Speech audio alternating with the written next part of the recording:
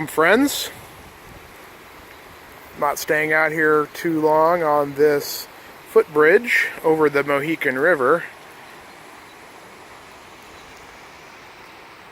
She is super full. Somebody didn't take a camper out for the winter, and looks like they're going to be underwater here in the morning. It's about 7:30 on a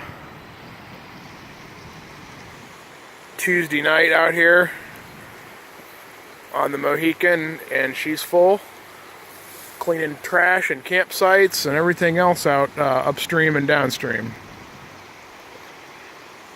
Been kind of wet.